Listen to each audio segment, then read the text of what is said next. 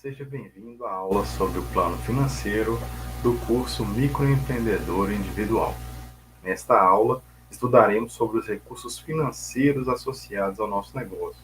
Vamos subdividir o nosso trabalho nas etapas de investimentos fixos, capital de giro, investimento pré-operacional, na parte de investimentos, a estimativa de faturamento mensal da empresa, a estimativa de custo unitário de matéria-prima, materiais diretos e terceirizações, de comercialização dos custos de materiais diretos ou mercadorias vendidas, custos com mão de obra, depreciação de custos fixos operacionais mensais. E, por fim, nós teremos um demonstrativo de resultados, que vai ser capaz de sintetizar a principal questão do nosso negócio, que seria o resultado que ele vai ser capaz de nos trazer. Para isso, nós vamos novamente utilizar aquele material que nós estamos utilizando sempre, a apostila que temos usado para nos organizar, e nós vamos ver aqui que essa apostila já começa com, no plano financeiro, com a estimativa dos investimentos fixos. O que seriam investimentos fixos? São investimentos associados a bens, né, materiais, né? Então aqui nós vamos colocar basicamente quais são as máquinas e equipamentos, móveis e utensílios e veículos que estão associados com o nosso negócio. E nós vamos colocar a descrição de cada um deles, em cada uma das suas tabelas respectivas, a quantidade e o valor unitário, para, ao fim, conseguirmos o valor total. Obviamente, nós temos aqui quantidade vezes valor unitário, que vai ser igual ao total, e essa somatória aqui vai nos dar um subtotal da guia de veículos. Sim? Então, nós temos aqui, somando veículos, item C, mais móveis e utensílios, item B, mais máquinas e equipamentos, que é o item A, aqui, nós teremos o total dos investimentos fixos. Após essa parte, nós vamos falar sobre capital de giro. O capital de giro ele vai ter dois elementos principais, o estoque inicial e o caixa mínimo. O estoque inicial é simples, né, pessoal? Nós vamos pegar as análises mercadológicas que fizemos e vamos considerar quanto que nós precisamos, de forma de fazer uma estimativa mesmo, quanto nós precisamos de estoque inicial das matérias-primas, bens e produtos que nós precisamos para o nosso negócio começar. O caixa mínimo, entretanto, ele dá um pouquinho mais de trabalho. O caixa mínimo nós precisamos pensar primeiro sobre a quantidade de dias que nós vamos precisar de dinheiro para depois multiplicar essa quantidade de dias por um valor de custo diário. Vamos tentar um pouquinho aqui? Então, o primeiro passo é a gente pensar nossas contas a receber. O que são nossas contas a receber? São aqueles valores que nós vamos receber das nossas vendas. Então, nós vamos dividir aqui o prazo médio de vendas em várias alternativas. No caso, para cada negócio, existe um percentual específico. Então, no meu caso, por exemplo, eu posso considerar que aqui eu teria 50% da minha venda acontecendo com 0 dias. Quer dizer, eu estou recebendo à vista, né? E essa média ponderada seria 0 vezes 50%, que seria igual a 0 dias. No entanto, quando eu considero aqui, por exemplo, a possibilidade de venda com 10 dias, se essa possibilidade aqui for 10 dias e eu considerar que ela é representa um total de 25% das minhas vendas, por exemplo, então 25% vezes 10 dias, eu terei 2 dias e meio. Na somatória desses prazos médios de venda, nós teremos uma média ponderada que vai ser somada aqui e vai nos trazer o valor final do prazo médio de vendas. Nós vamos fazer a mesma coisa para o cálculo do prazo médio de compras. Okay? Pensamos os prazos de compras, o percentual de peso que cada um tem, vezes o número de dias de cada um deles, e vamos ter um valor final aqui após a somatória. Por fim, nós vamos considerar aqui, em termos de cálculos, uma estimativa para a nossa necessidade média de estoques. Toma cuidado para não confundir estoque inicial com necessidade média de estoque. Aqui a gente está falando do tempo de permanência que esse estoque vai estar no nosso, na nossa empresa. Tá? Quanto tempo que ele demora, desde que ele entrou até o momento em que ele foi vendido. Tá bom? E aí nós vamos simplesmente fazer essa estimativa aqui. Para calcular, então, a necessidade líquida de capital de giro em dias, nós vamos precisar somar contas a receber em dias, que nós calculamos lá, mais os estoques, que nós acabamos de calcular aqui, e vamos diminuir esse valor dos fornecedores, ou seja, do prazo médio de compras, que nós calculamos aqui no segundo passo. Depois disso, nós teremos, então, o subtotal 1 menos o subtotal 2, que será o total de dias que nós teríamos aí de recursos dentro da nossa empresa. Depois disso, aí finalmente, nós vamos começar a pensar sobre os valores em reais. Para isso, entretanto, nós ainda não estamos preparados. Nós vamos precisar finalizar o quadro 5.11, nós chegaremos lá, e vamos precisar finalizar o quadro 5.12 também, que são os custos fixos mensais e os custos variáveis mensais. A partir disso, nós teremos um custo total da empresa em 30 dias e, obviamente, dividido por 30, nos dará o custo total diário, que é esse item 4. Após isso, saberemos, então, ao multiplicar o custo total diário pela nossa necessidade líquida de capital de giro, que nós calculamos no item anterior, nós teremos, então, um valor em reais, que significa o nosso caixa mínimo.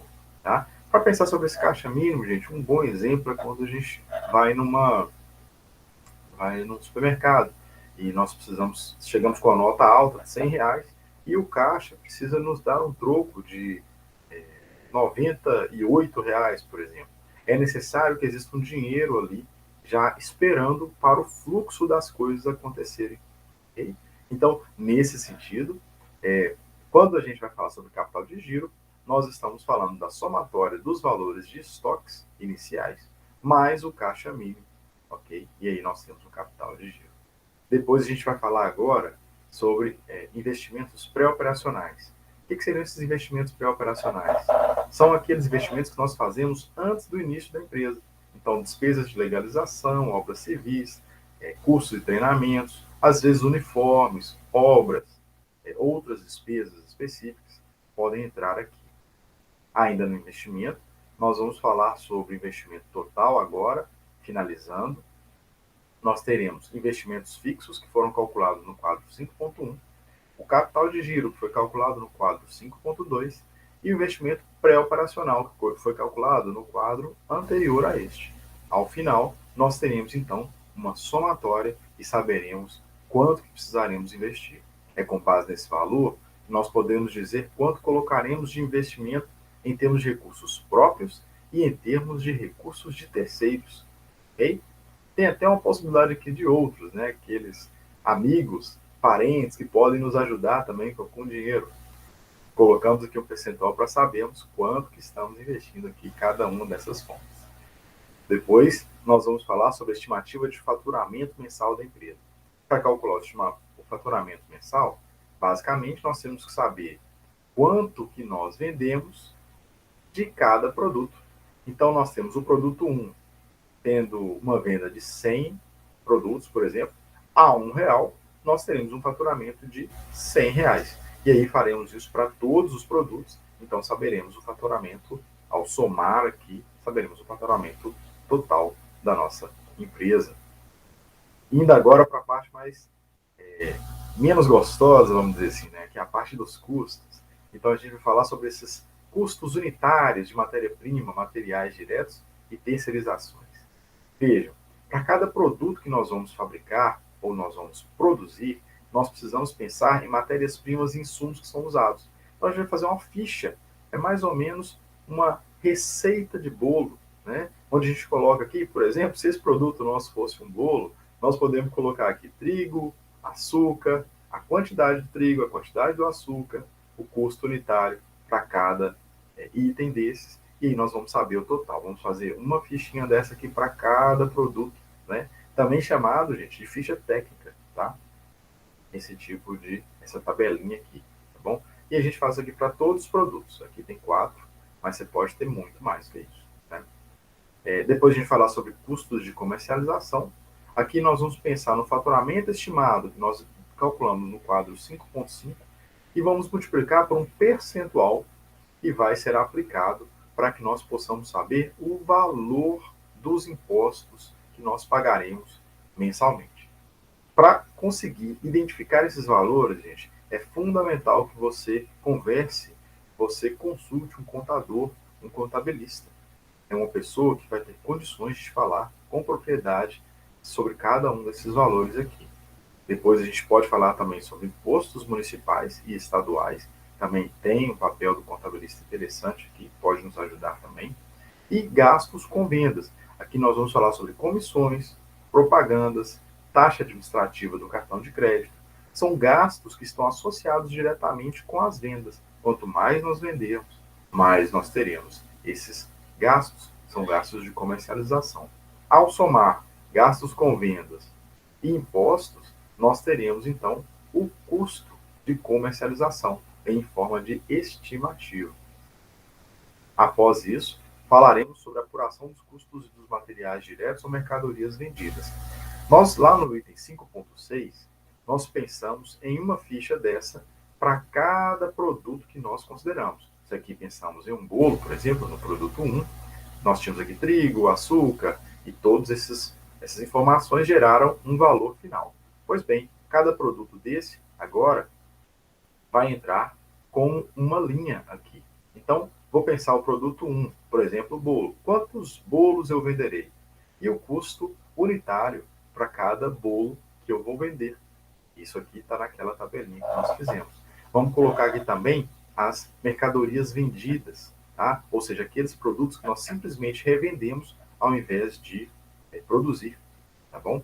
Depois nós vamos falar aqui das estimativas com custo de mão de obra. Nesse momento aqui, nós precisamos parar um pouquinho a nossa apresentação, porque eu preciso virar essa tela aqui rapidamente, para que vocês consigam ver de forma melhor como é que vai ficar isso aqui. Eu virei aqui ao contrário, né, pessoal? Vou ter que virar de novo. Vamos lá. Aí está. Visualizando novamente.